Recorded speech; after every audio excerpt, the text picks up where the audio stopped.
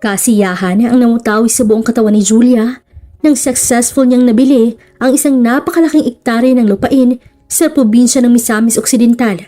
Naging laman din ng news ang kanyang pagbili rito dahil nga sa dalaga pa siya ay nakabili na agad siya ng ektarya ng lupain. Ayan no, famous na talaga ang beshi kong yan.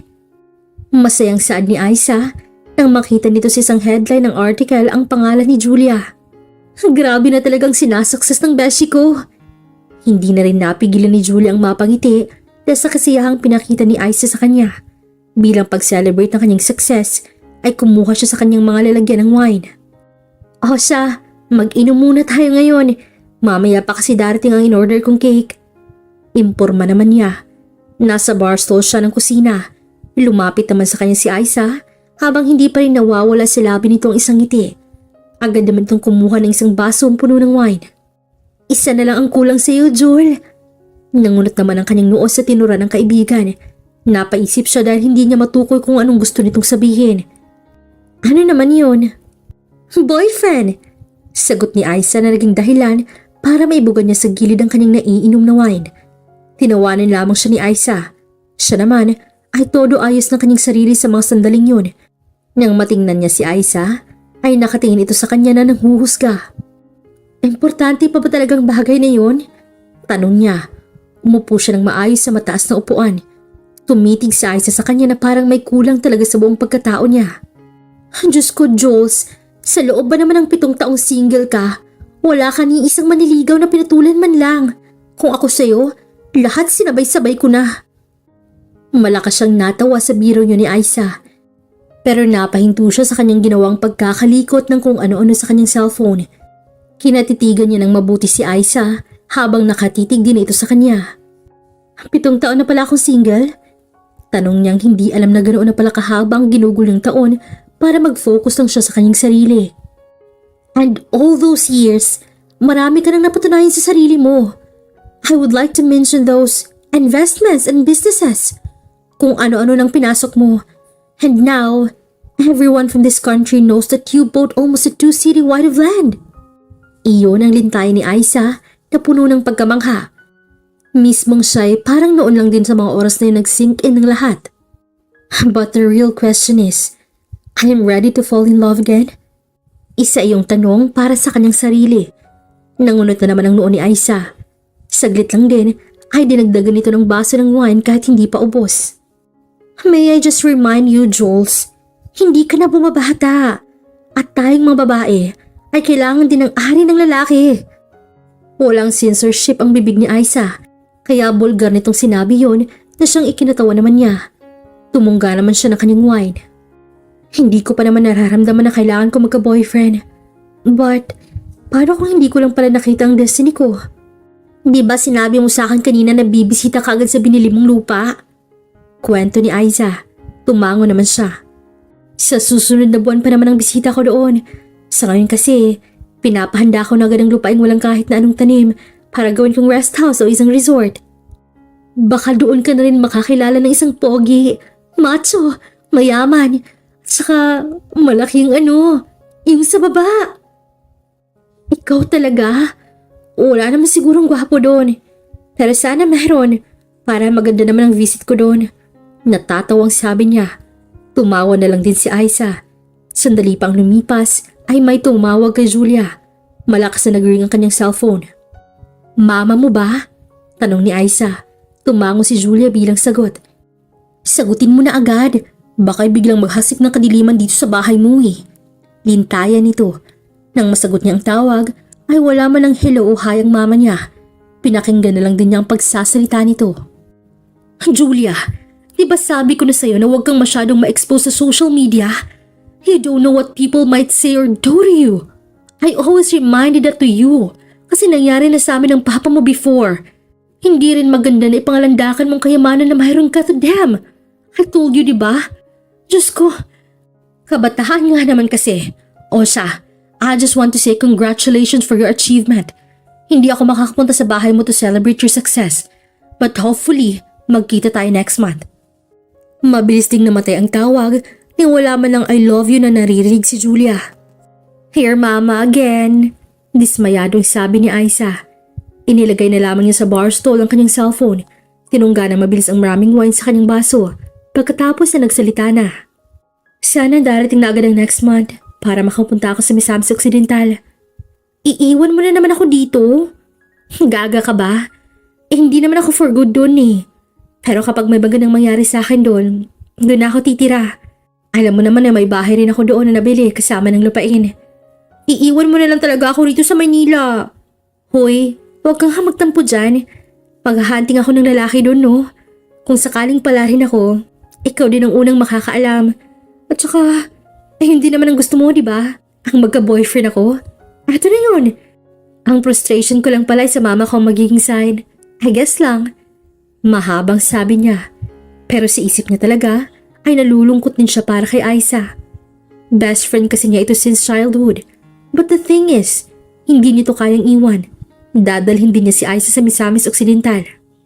And hindi pa ako tapos. Kasama ka sa paghahunting ko roon. Remember, wala ka ring jowa. Kasi kabe-break niyo lang kahapon. Saad niya, hindi na lamang umimik si Aiza. Excited na rin si Julia sa panibagong yugto ng buhay niya. Sana sa Misamis Occidental ko na maramdaman ang tunay na kasiyahan. Sabi niya sa kanyang sarili. Lumipas ang isang buwan ay agad na nagtungo si Julia at Aiza sa Misamis Occidental. Sinalubong siya ng ilang mga tao na nasa farm na nagtatrabaho. Ngunit habang nasa airport pa siya ay nakita niya ang isang lalaking kayumanggi ang kulay ng balat, macho at gwapo na gwapo. Sa katawan pa lang nito ay alam na ni Julia na isa itong farmer. Magandang araw po sa inyong lahat. Masayang bati niya sa mga ito pero ang kanyang mga tingin ay nakadako lang sa lalaki. Gusto niya agad na makilala ito. Sino ba naman ang hindi makukumaling agad sa napaka-attractive na lalaki? Lihim na lamang siyang nagsaya dahil hindi naman pala nasayang ang pagbisita niya. Mukhang dito nga kami ni Aiza mananatili ng mahabang panahon. Sandali pa'y naramdaman niya ang pagsiko ni Aiza sa kanyang tagiliran. Love at first sight. Tiyak ako na siya nang magiging the one and only mo, Jules. Bulong ni Aiza habang halatang halata na nakatitig sa lalaki. Kaya ang ginawa niya ay siniko niya rin ito pero this time, malakas yun. Tumahimik ka nga dyan. Pero hindi nawala sa kanyang labi ang pagpipigil ng ngiti. Sandali pa'y lumapit sa mga maleta nila ang lalaki. Tumingin muna ito sa kanila. Ako na po magdadala ng maleta ninyo. Imporma nito. Sasagot na sana siya ay si Aiza ang nagsalita. Wait, bago mo yan kunin, ano munang pangalan mo? Pilio ang tanong ni Aiza. Tumingin pa ito sa kanya na parang gustong sabihin na iyon ang tamang panahon para maglandi siya ng todo. Pero baka naman may asawa o girlfriend na to. Giit niya sa sarili. Ako pala si Franco. Franco Marasigan. Sambit nito. Muli siyang siniko ni Aiza at lumapit pa ang bibig nito sa kanyang tenga. Ang ganda pa ng boses. Bagay na bagay sa pangalan. Franco! Napaisip si Julia kung dapat ba niyang pagtuunan ng pansin ng lalaki o hahanga lang siya ng konti rito. Napipressure din kasi siya sa pagkakaroon ng boyfriend. Gayon pa man, matagal na rin naman niyang ginusto na muling magka-boyfriend. And with Franco, ngayon ang naramdaman ni Julia ang kakaibang enerhiyang bumabalot sa kanya na hindi naman niya kayang ipaliwanag. Sige, salamat. Ipakilala mo rin sa amin ng iba mong kasama. Tugon naman ni Aiza. Pinakilala naman ni Franco ang mga kasama nito. Nang matapos din, ay lumabas na sila ng airport. Habang nasa loob sila ng isang van, bigla na lamang naisip ni Julia na baka hindi totoong pangalan ng sinabi nito. Ay, naramdaman ko lang talaga na parang nagsisinungaling si Franco. Kuwento niyang mahina dahil nasa likuran lang nila si Franco. Lo, bakit naman? Tiyak ako na hindi totoong pangalan itong sinabi sa atin. Well, tatanong ko na lamang sa iba pang farmer sa farm. Titigan mo na lang si Fafa. Kasi ang gwapo niya talaga. At kung ayaw mo naman sa kanya, di sa akin na lang. Mahinang sabi nito sa kanya. Siniko niya ulit ito na parang bata. Huwag na nga lang tayong mag-usap. Kinabukasan ay binisita ni Julia ang iilang maisan na pinapatanim niya. Sakto naman na nandoon din si Franco kaya minamabuti niyang magpaganda ng konti habang nakalilim siya sa isang malaking puno. Ang laki ng maisan mo Namamanghang sabi ni Aiza. Sasagot na sana siya ay biglang lumapit sa kanya si Mang Henry. Nakilala niya ito kahapon nang binigyan siya nito ng suman. Magandang umaga po, Madam Julia. Bati nito. Nang marinig niya ang sinabi nitong madam ay agad na pumait ang ekspresyon sa kanyang mukha. Julia na lang po ang tawag niyo sa akin. Imporma niya. Tumango lang si Mang Henry. Hindi na ito nag-usisa pa. Tumabi lang ito sa kanila. Habang tinatanong niya si Franco, napapangiti na lamang siya. Hindi lang pala siya gwapo ano? Masipag din. Namamanghang sabi ni Julia. Napalakas ngayon. Tumawa si Mang Henry sa sinabi niyang yun. Si Aiza naman ay natawa rin. Si Franco bang tinutukoy mo? Tanong nito. Nahihiya niyang tiningnan si Mang Henry at tumango na lamang. Opo, Franco pala talagang pangalan niya? Tanong niya ulit. Gusto niya talagang masigurado kung ano nga bang pangalan nito. Madami talagang nagkakakrush dyan kay Franco. At mismong ikaw po, Julia, ay nabighani yata sa kagwapuhan ni Franco. Natutuwang komento ni Mang Henry. Hindi niya naman talaga maitago ang kanyang tunay na nararamdaman. Gusto naman talaga niya si Franco. Unang kita pa lamang niya ay talagang nabighani na siya rito. Sino ba naman kasing hindi magkakakrush sa kanya? Pero sikreto lang natin yun, Mang Henry ah. Huwag mo namang sabihin sa kanya. Baka kasi may asawa siya o girlfriend at masugod pa ako rito. Hosa, hindi ko sasabihin kay Franco. Pero alam mo, bagay kayong dalawa. Naikwento ka nga niya sa akin kahapon eh. At saka, single yang si Franco. Tiyak din ako na ready to mingle yan. Kahit parang mas focus sa farming ng malaking lupain ninyo. Mahabang sabi nito. Dahil sa kadadala ni Mang Henry, gusto pa sana niyang magtanong ng marami tungkol kay Franco. Gusto niyang malaman kung anong paborito nitong ulam o umiinom ba ito at kung ano-ano pa. I want to be part of his daily life too. Yun na lamang ang sabi niya sa kanyang sarili. Sandali pa'y nagsalita ni si Aiza. Na busy kasi ito sa tawag minuto lang ang lumipas. Mayroon pa po ba kayong mga lalaking gwapo dito? Nakakalokong tanong nito. Malakas na tumawa si Mang Henry. Wala na eh. Nag-iisa lang si Franco rito. Tugon nito. Hindi na nakisali si Julia sa usapan ng dalawa. Lihim siyang nagdiwang sa mga sinabi ni Mang Henry. Hanggang sa mga minutong yon, mas naiintriga siya sa buong pagkatao ni Franco. Gusto kong makausap si Franco. Dahil hindi magkasabay nang mawi sina Franco at ang kanyang papa, ay hinintay nila itong makauwi. May kinailangan pang sabihin sa bago naming amo. Imporma niya sa kanyang mama nang magtanong ito agad sa kanya. Ang gabi na kasi at kakain na tayo. Gutom na rin kasi ako. Tugon ng mama niya. Umupo muna siya sa kawayang upuan na siya mismo ang gumawa. Mabilis lang yun si Papa Ma. Namiss mo naman agad. Biro niya. Hindi na ito tumagon at pumunta na ito sa kusina para maghanda ng pagkain nila. Sakto naman ng ilang minuto lang ay tumahol ang aso nilang si Bantay. Nandito na yata si Papa. Imporma niya sa ina. Nang sandali pang lumipas ay nagulat na lamang si Franco nang makita niya kung sino ang kasama ng kanyang papa. Agad niyang sinuot ng mabilis ang kanyang damit na hinubad. Nagmadali siyang tumungo sa kusina. Ma, hindi lang nag-iisa si Papa. Kasama niya ang bago naming amo. Sa mga oras na yon ay hindi niya maintindihan ang kanyang sarili. Masaya siya ngunit batid niyang nahihiya rin siya. Ano? Bakit naman ngayon pa na wala tayong ipapakain? Mahinang sabi ng mama niya. Iyon din ang pinag-aalala niya. Hindi pa kasi sila nakakasweldo at mahirap lang din sila. Naku naman kasi itong si Henry. Inis na sambit nito. Tumungo si Franco sa labas. Pero nagtaka siya kung bakit ang kanyang papa na lamang ang nandoon habang nakatingin ito sa malayo. Doon niya rin napansin ang papalayong bulto ng isang magandang sasakyan. Pa, tawag niya dito. Lumingon ito sa kanya na nakangiti at parang nanalo sa loto. Sino yun? Tanong niya kahit alam naman niya kung sinong nagmamay-ari ng sasakyang yun. Nakangiti pa rin ang kanyang papa habang nagsalita ito. Yun. Si Julia. Yung amo natin. Hinatid niya ako. Pero ang sa tingin ko gusto lang niyong malaman kung saan ka nakatira. Imporma nito. Nangunot agad ang kanyang noo nang marinig yun. Hindi niya alam kung ano ang ibig sabihin ng kanyang papa.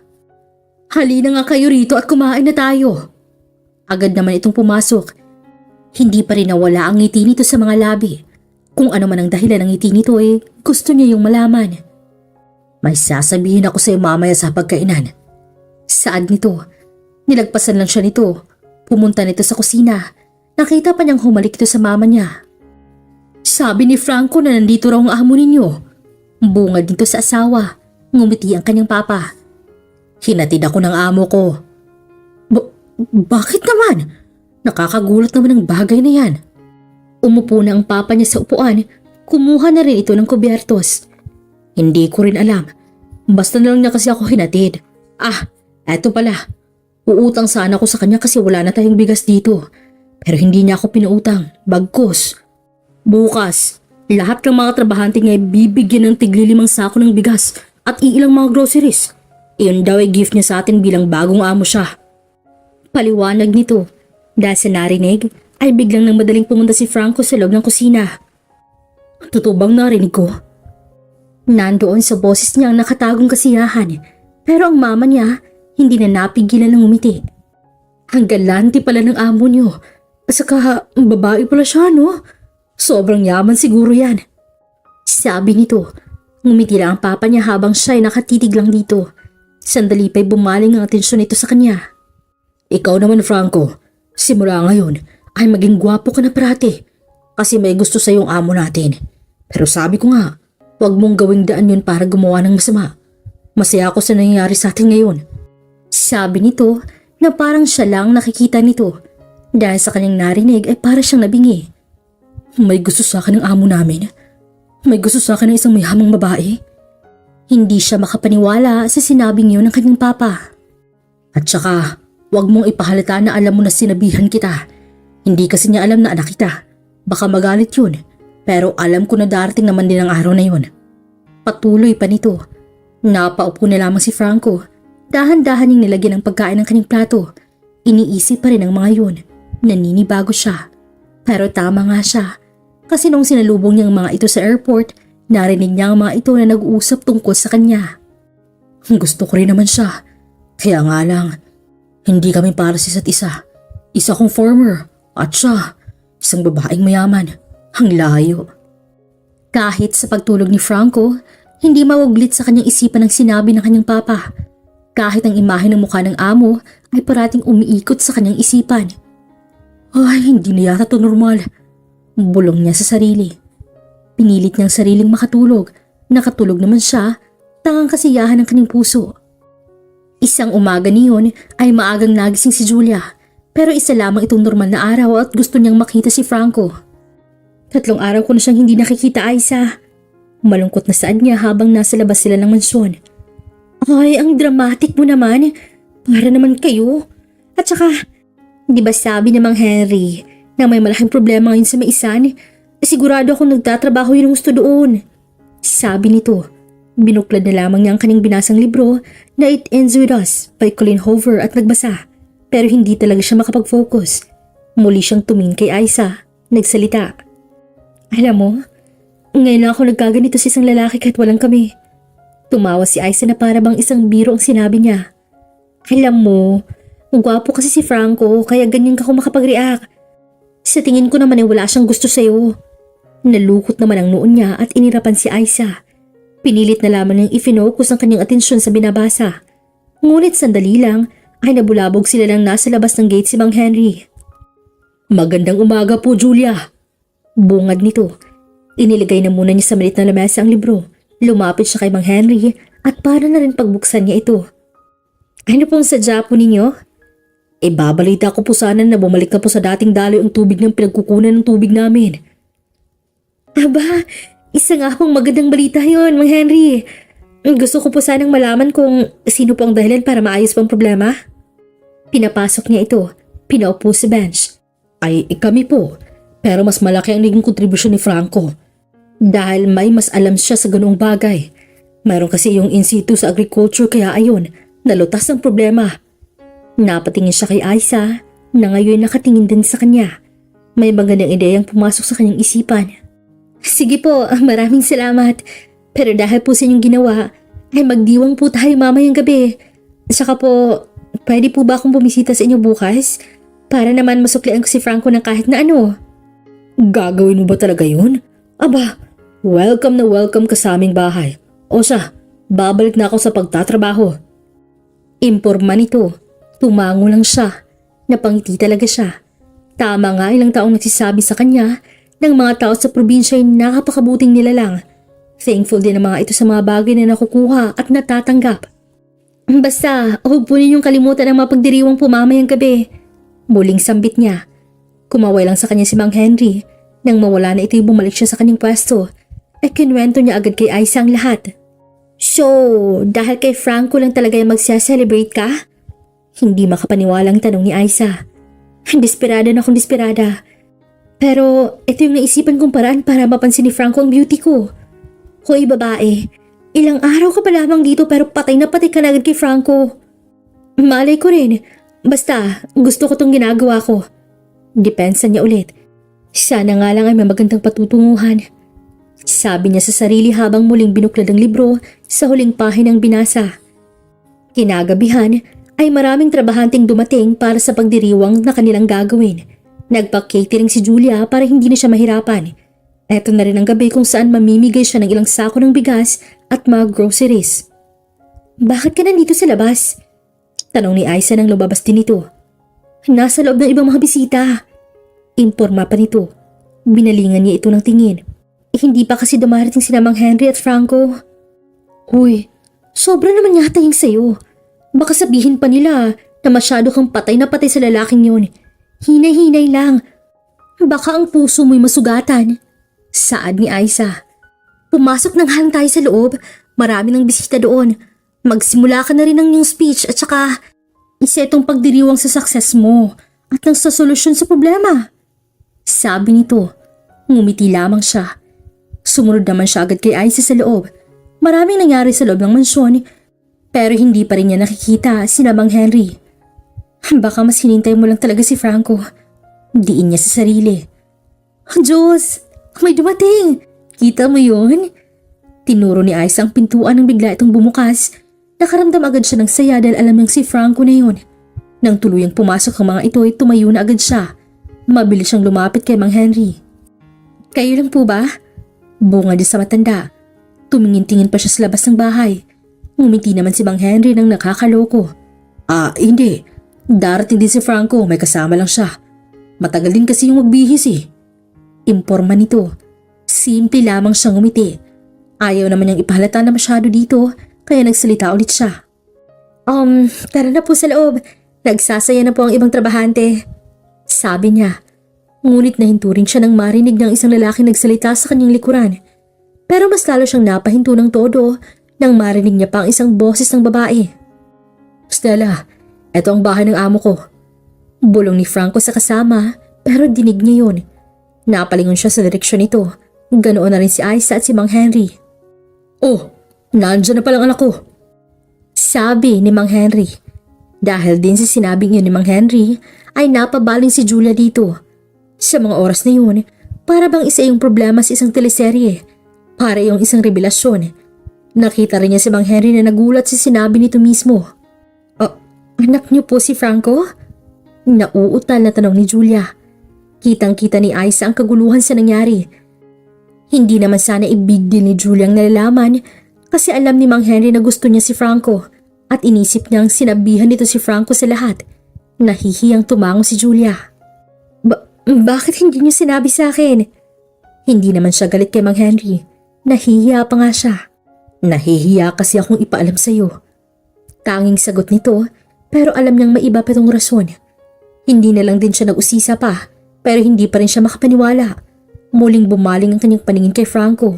Dumako ang kanyang paningin sa isang kamay na nakakabit sa braso nito. Ngumiti sa kanya si Franco. Gusto niya sanang kiligin kasi ngumiti ito sa kanya.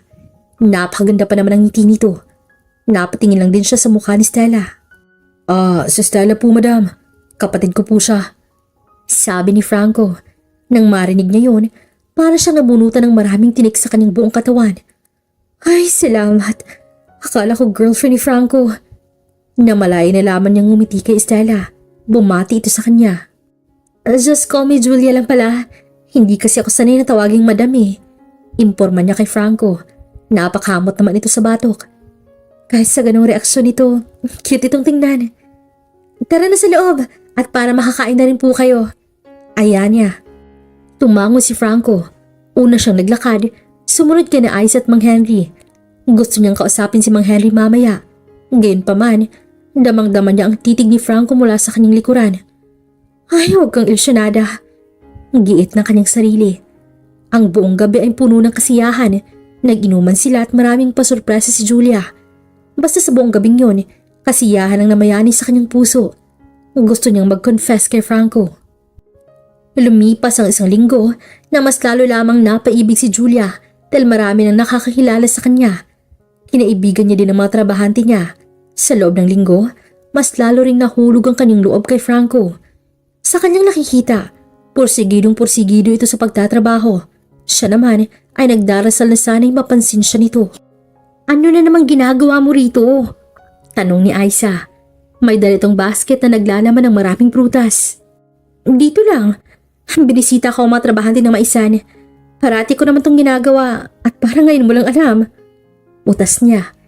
Inilagay ni Aiza ang basket sa hapag ng maliit na kubong pinagawa pa niya.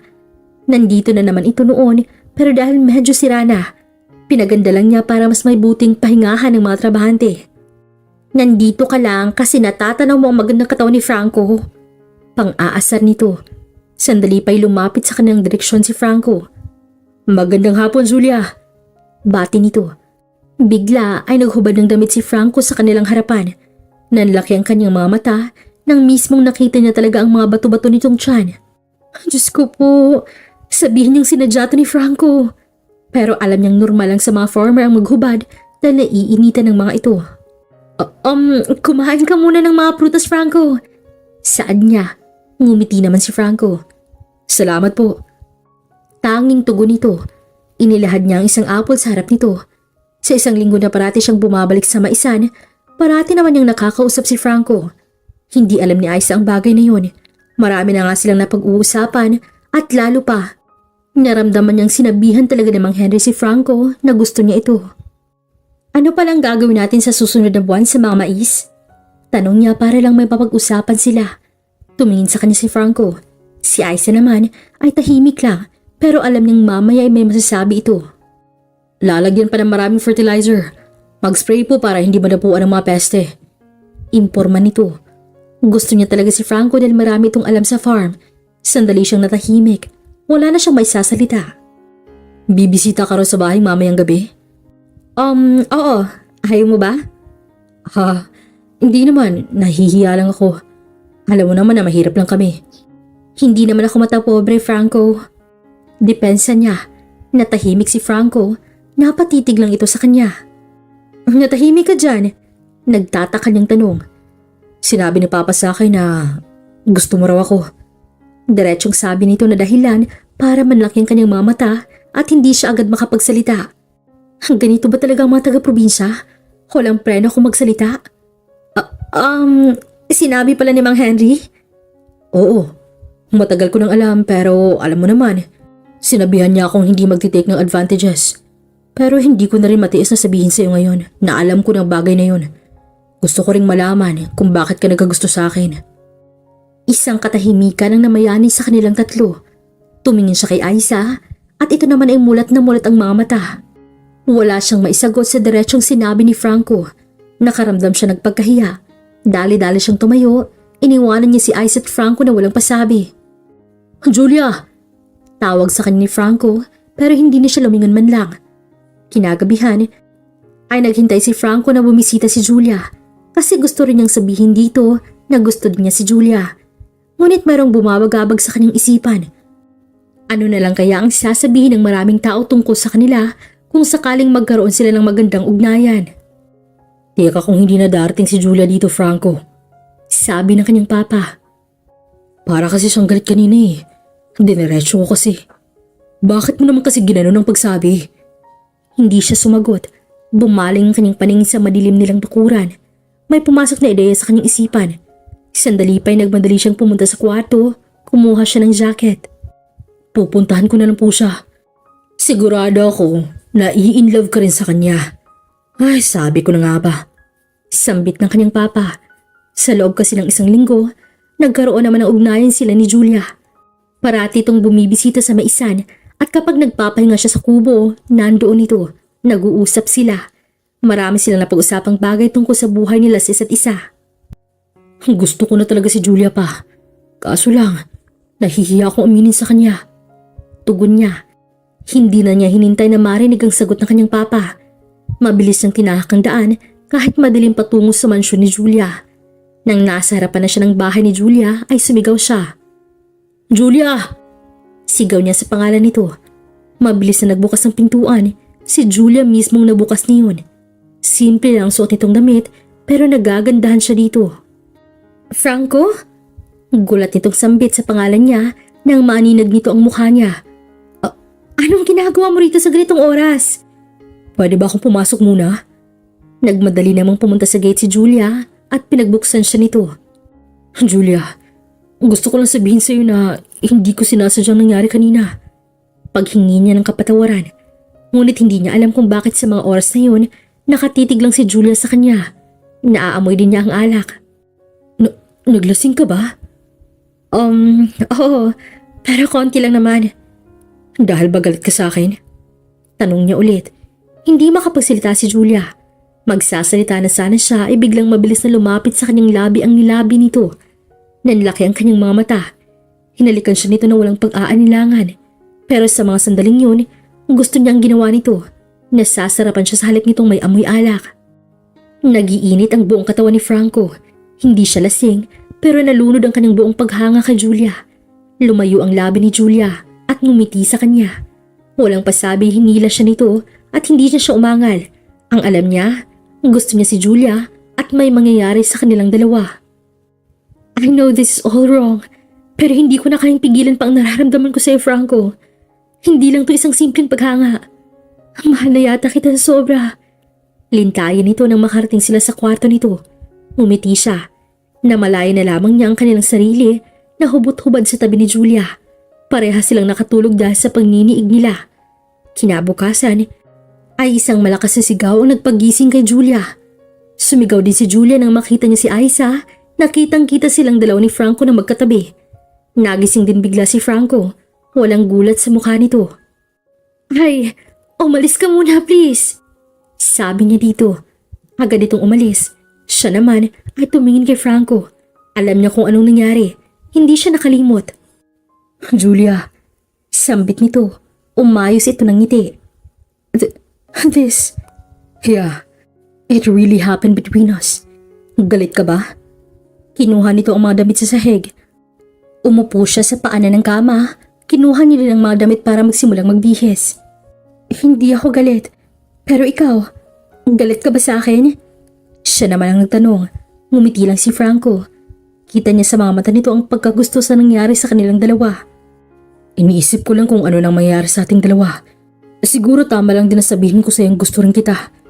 Paliwanag nito. Tumayo na si Franco. Lumapit ito sa kanyang kinalalagyan. Humarap naman siya dito at sandali pa hinawakan nito ang magkabilaan niyang pisngi. Franco, hindi ako nagbibiro sa mga sinabi ko. Unang kita ko pa lamang sa iyo. Alam ko na ikaw ng babaeng gusto kong makasama sa araw-araw. Kaso lang, malayong agwat ng estado ng buhay natin. Gayunpaman, dahil gusto kita, magsusumikap ako.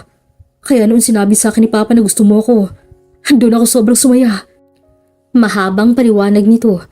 Ang mga sinabi nito ay talagang hindi niya lubos maisip na mangyayari ngayong umaga. Pero masaya si Julia. Ang lalaking mahal niya ay mahal din siya. At hindi lang yun dahil may nangyari din sa kanilang dalawa na parehas naman nilang ginusto. Franco, huwag mong isipin na dahil sa estado lang ng buhay ay doon ko pagbabase ng pagkagusto ko sa isang tao. Ang gusto kita, Franco. Hindi dahil gwapo ka. Gusto kita kasi hindi ko alam. Bigla ko na lang gustong maging parte ng buhay mo. Tugon niya. Humawak siya sa braso nito at tumayo na rin siya. Gusto kita, Julia. Kinakabahan si Julia. Naipikit na lamang niyang kanyang mga mata nang lumapat sa kanyang labi ang labi ni Franco. Kahit sa umaga, maganda pa rin tikman ang labi nito. Mag-breakfast na muna tayo. Imporman niya nang matapos na silang maghalikan. Sabay silang umalis ng kwarto at sa mga oras na yun, inisip ni Julia na mabilis ang pangyayari. Pero alam niyang totoo ang nararamdaman niya para kay Franco. Lord, hindi ako natatakot na sumugal sa bagong pag-ibig na to. Gabi na nang umuwi si Franco. Nagulat pa ang mga magulang niya Nang dala niya si Julia at mas lalong ikinagulat ng mga ito na marami siyang dalang prutas at kung ano-ano na binigay ni Julia sa kanya. Hindi naman na sana niya tatanggapin kasi nahihiya siya, pero si Julia nang nagpumilit sa kanya. Ma? Pa? Tawag niya muli sa papa at mama niya na nasa kusina. Alam niyang nag-uusap ang mga ito tungkol sa kabigla-biglang pagbisita ni Julia. Dito ka muna, Jules. Imporma niya kay Julia. Tumango lang ito at bumitiw na ang kamay sa kanya. Nang nasa loob na siya ng kusina, ay nakita niya ang kanyang papa at mama na hindi makapaniwala. Alam kong kailangan ko magpaliwanag, pero mamaya na. Ang mahalaga ngayon ay may bisita tayo. Imporma niya sa dalawa. Nagkatingin na lang ang dalawa na speechless. Siya naman ay bumalik sa sala. Pasensya ka na kung ganito lang ang bahay namin. Ano ka ba? Ayos lang. Hindi naman ako maarte. Matagal na sana akong bumisita dito pero parati ko namang nakakalimutan. Noong una, hinatid ko lang si Mang Henry. Kwento nito. Sandali pa'y biglang lumabas ang mama at papa ni Franco. Agad na tumayo si Julia. Nilapitan nito agad ng dalawang matanda. Nagmano si Julia sa dalawa na siyang ikinagulat ng mga ito. Ngumiti lang si Franco sa kanyang mga magulang. Ma, pa, si Julia po, girlfriend ko. Saad ni Franco. Pati si Julia ay napalingon kay Franco nang sabihin niya yun. Pero marami na silang nagpag-uusapan sa mansyon tungkol sa kanilang dalawa. They made it official. Alam nilang marami silang haharapin na bagay ng kanilang relasyon pero makakaya nila yun. Girlfriend mo? Hindi makapaniwala ang tanong ng mama niya. Ang bilis naman. Nandito po kami para ipalam sa inyo ang bagay na tungkol sa amin. Mahal po namin ang isa't isa. Alam po naming sobrang bilis pero nag-usap na kami tungkol dito. Kung ano man ang kailangan namin gawin, mangyayari yun sa mga experience namin. Paliwanag niya. Naupo na ang mga ito. Si Julia naman ang nagsalita. Nandito po kami para humingi ng inyong basbas. Naghawak kamay ang mga magulang ni Franco. Wala kaming problema sa naging desisyon ninyong dalawa. Sobrang bilis lang ng pangyayari pero kung ganun, nasa inyo na ang mga gagawin ninyo. Sabi ni Mang Henry. Natatakot lang ako sa mga sasabihin ng ibang tao. Mayaman ka, Julia. Si Franco naman ay galing sa mahirap na pamilya. Ano na lang kaya ang sasabihin ng mga tao? Pero kung gusto nyo talagang isa't isa, ano man ang sasabihin ng mga tao ay alam kong kaya nyo na yun. Mahabang pagsasalita naman ni Aling Emilia. Nagtinginan sina Franco at Julia. Sa mga oras na yun, alam nilang parehas kung anong inaalala ng mga ito. Bago pa man kasi sila pumunta sa bahay, ay napag-usapan na nila yun. Ma, pa, salamat po sa inyong dalawa. Alam namin iniisip niyo lang ang kalagayan namin. Pero napag-usapan na namin yun ni Julia. Hindi po ako matapobrang tao. At kung isipin man ang mga tao na pineperahan ako ni Franco, bahala na sila doon. Ang mahalaga sa aming dalawa ay nagmamahalan kami. Segunda naman ni Julia. Nangitian ang mga magulang ni Franco. Hosa, sabay na tayong maghapunan. Sabi ni Aling Emilia. Tumayo na sila at pumunta sa loob ng kusina. Masaya si Franco. Nakakita niya si Julia na parang hindi ito isang mayamang babae. Sanay din itong magkamay at kumain ng pagkaing mahihirap. Pagkatapos nilang kumain, umuwi na si Julia na hindi naman nagpahatid kay Franco. Naghalikan pa sila bago ito umalis. Ang isang araw ay naging 3 buwan. Mabilis na lumipas ang mga araw at ganoon din kabilis na mas lalong lumalalim ang ugnayan nilang dalawa. Nagkaroon na rin sila ng problema pero nalalagpasin na lang mga yun. Naging masaya sila sa isa't isa. Isa na naman to, Frankie. Saad ni Julia. Natatawa siya kapag tinatawag niyang Frankie si Franco, pero nakangiti lang ito. Nagugustuhan nito ang endearment niya. Nasa likod lang to ng mansyon mo, pero malayo ng konti. Dito ako pumupunta kapag may problema ako. Aba, bakit ngayon mo lang to sinabi sa akin? Surprise ko nga to sa'yo. Ikaw lang nag-iisang nakakaalam na meron ako rito. Wala kang ibang babaeng dinala dito? Nagbibirong tanong niya. Nakapiring pa kasi siya. Kaya hindi na niya alam kung nasaan na sila. Basta nakahawak lang si Franco sa braso niya at ginigiya nito ang masukal na daan. Kahit marami nagkakagusto sa akin, ikaw lang ang pinatulan ko, no? Ang yabang mo naman. Totoo nga. Ipapakita ko pa sa iyo ang mga liham ng mga babaeng yun. Andito ko pinadala ang mga liham. Pero dahil nandito ka na, susunugin ko ng mga yun. Kwento nito. Tumawa lang si Julia, pero iniisip niya, gusto rin niyang sulatan ng liham si Franco. Saglit lang ay biglang huminto ang binata. Nandito na tayo. Imporma nito. Sandali pa'y kinuha nito ang kanyang piring nang makita na niya ang kubo nito. Namangha siya sa taas ng kubo. Treehouse. Akala ko kubo. Mas maganda ang treehouse kaysa sa kubo sa gantong nasa gubat. Baka kasi may mga wild animals. Tara na. Nang nasa itaas na sila, doon hindi mailayo ni Julia ang kanyang mamata sa magandang tanawin. She breathed the fresh air na wala sa Manila. This is breathtaking. Namamanghang sabi niya. Lumapit sa kanya si Franco. Nasa likuran niya ito. Yung makapito sa kanya. Breathtaking. Dito kita dinala. Kasi dapat may mangyayari sa atin dito. Bulong ni Franco. Uminit na naman ang buong katawan ni Julia. Sa loob kasi ng 3 buwan, hindi na niya mabilang kung ilang beses sila nagtatalik ni Franco. And now, dito na naman sa treehouse. Ang aga pa! Pigil niya. Ngunit hindi nagpaawat si Franco. Nagsimula nitong humalik sa kanyang leeg at iyon nga, nalunod na naman siya sa bawat halik nito. Namalayan na lamang nilang parehas sa mga sariling hubot-hubad habang nakatanaw sa magandang tanawin at nagiinit ang mga katawan. I love you, Jules. Bulong ni Franco sa kanya. Nagpakalunod lang si Julia sa bawat galaw ni Franco sa kanyang likuran. Natapos sila ng masayang-masaya. Marami pa silang ginawa sa treehouse. Nagkukintuhan sila, kumakanta rin si Franco, binasa nilang mga liham ng mga tagahanga ni Franco. Kumain, nagtalik at kung ano-ano pa. Isang araw silang nasa loob lang ng treehouse. Lord, sana hindi na pumatapos ang kaligayahan ko na to. Sabi ni Julia sa sarili. 3 araw na ang lumipas. At dahil nagpaalam si Franco sa kanya na magkakaroon muna ito ng 5 days training sa isang scholarship na program na pang-agriculture, ay hindi niya ito pinubulabog. Gusto niyang mag-focus ito pero hindi niya talaga maiwasang hindi mamiss ang mahal niya. Ang lungkot mo ngayon na! Saad ni Aiza, nasa kusina silang dalawa. Namimiss ko na si Franco. 2 araw na lang din magkakasama na ulit kayo. Ano ka ba? Kapag hindi talaga ako makatiis, ay baka mapuntahan ko na siya doon. Ay nako, patay na patay ka nga sa kanya. Pero nagtataka ako, 3 araw na rin hindi pumapasok si Mang Henry sa maisan. Dahil sa sinabi ni Aiza, ay napatitig siya dito. Ano ka mo? Umupo ito sa upuan habang bitbit ang baso. Sabi ko, si Mang Henry hindi na pumapasok sa maisan. Wala namang nagsabi sa akin pero alam ko na hindi siya pumapasok. Parati akong nandoon kasi busy ka rin sa ibang bagay na nandito sa farm. Pupuntahan ko na lang sa kanila mamaya. Tugon niya. Hindi niya alam pero bigla na lamang siyang nakaramdam na parang may mali. Kinatitigan niya si Aiza. Sandali ay hindi na niya napigil ang kanyang sarili. Ay, kaya kayang magsinungaling ni Franco sa akin? Tanong niyang nakahalatang mayroon siyang pag-aalinlangan. Tumawa ng mahina si Aiza.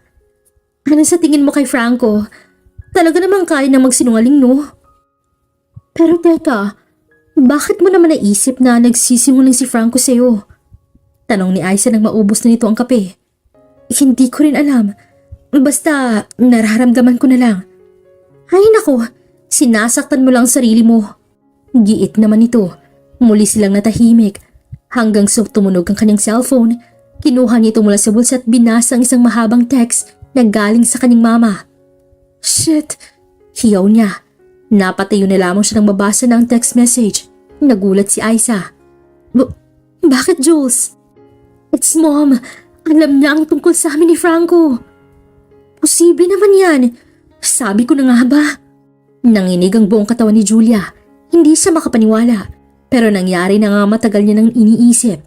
Hindi pa naman niya sinabi kay Franco ang lahat. OMG! Hiyaw niya ulit. Lumapit si Aiza sa kanya.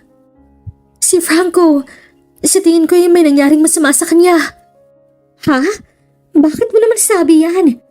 Binasa nito ang mahabang text message. Dear, ayaw mo bang sabihin sa akin kung anong mga ginawa mo riyan sa Misamis Occidental? Alam ko na may boyfriend ka dyan na mahirap. Bahagi lang yun ang text. Mahigpit si mama at papa sa pag-boyfriend ko at alam mo naman na magagawa nila ang akalain mo hindi.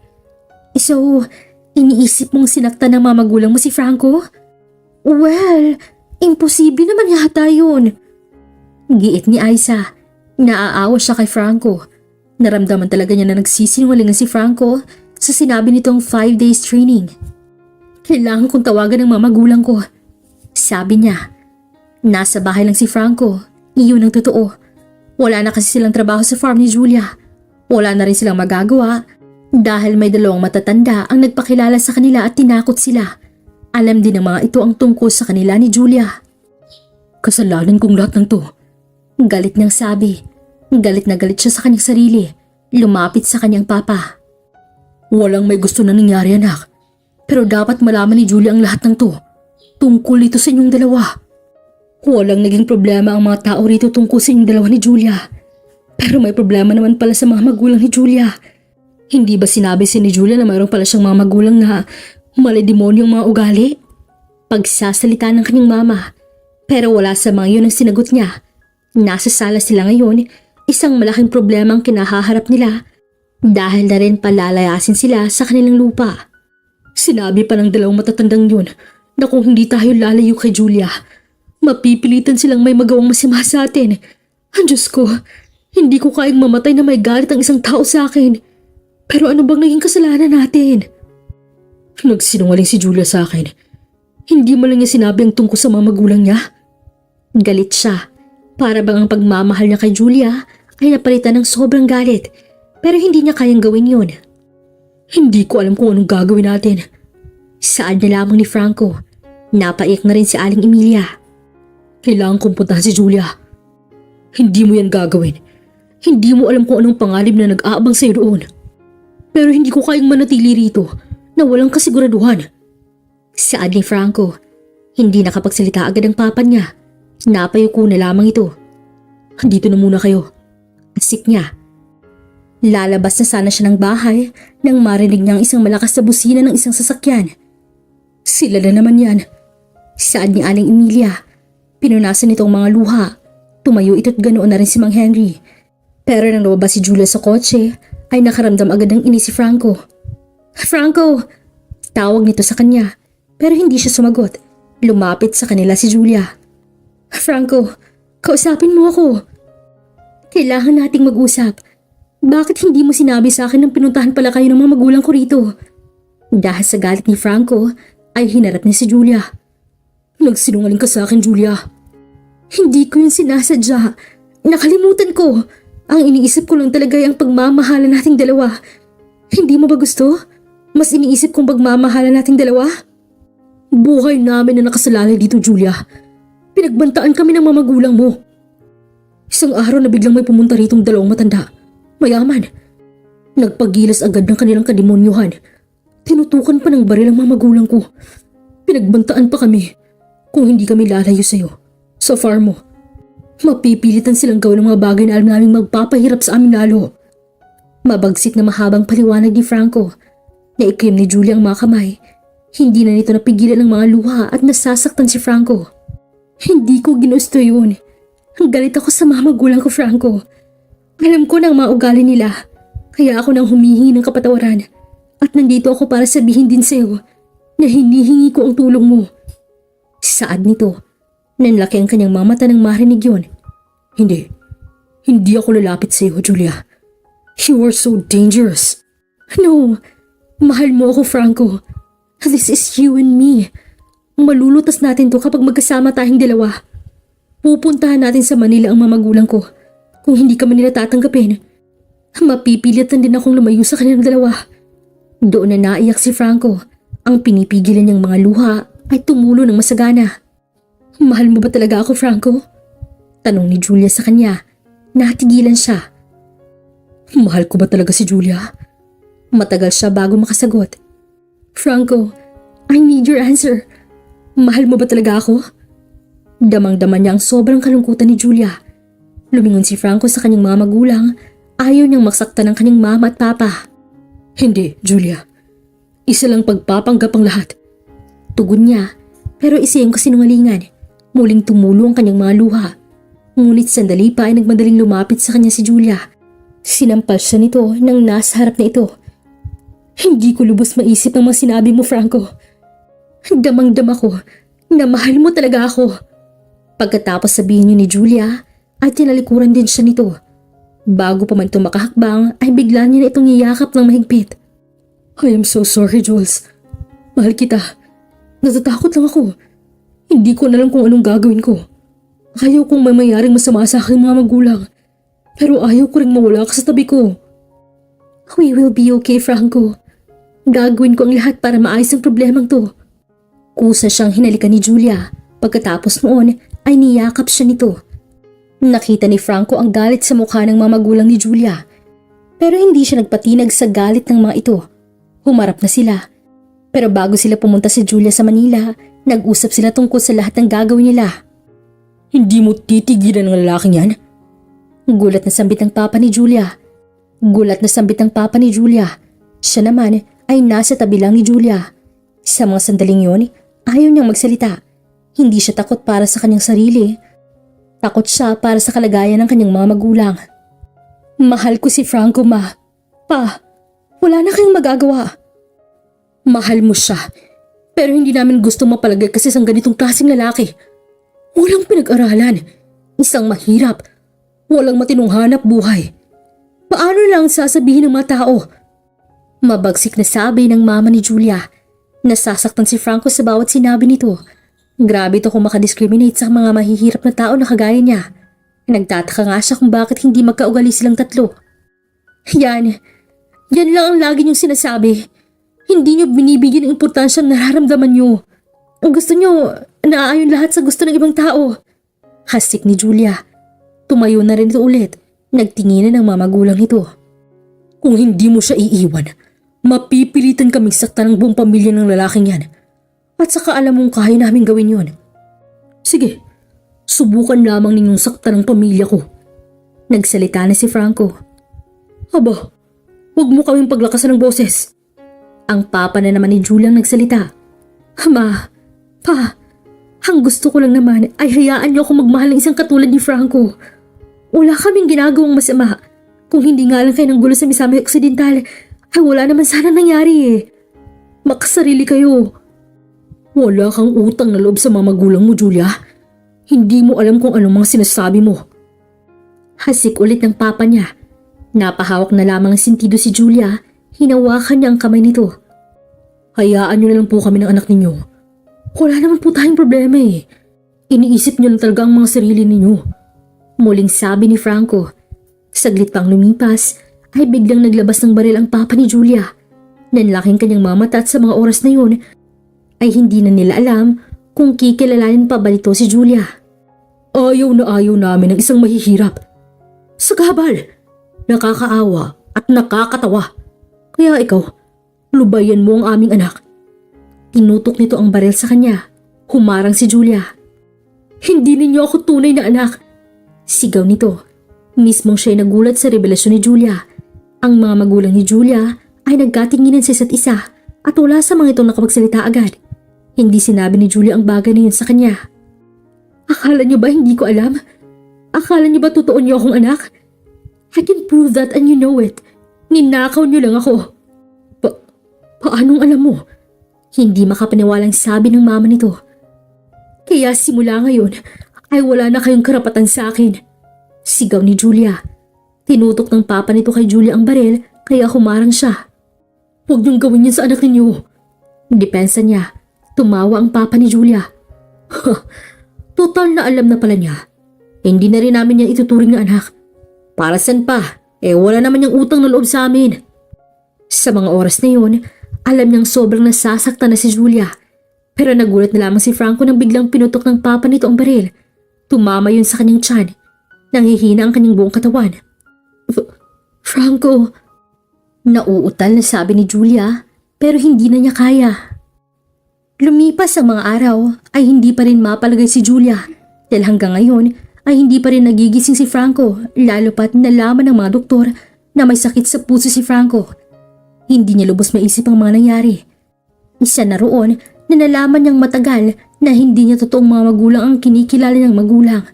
Kaya nga binili niya ng malaking ektarya ang lupain para kahit papano'y mailayo niya ang kanyang sarili sa mga ito. Isa pa, nag-aalala siya ng sobra sa kalagayan ni Franco. Ay, hindi ko kayang mawala si Franco sa akin. Sambit niya. Yumakap sa kanya si Aiza. Mabuti na lang talaga ay nandito si Aiza para samahan siya. Mismong si Aiza nga ay hindi alam na hindi niya pala totoong ama't ina ang alam nitong mga magulang niya. Magiging maayos din ang lahat, Jules. Makakaya ni Franco ang lahat.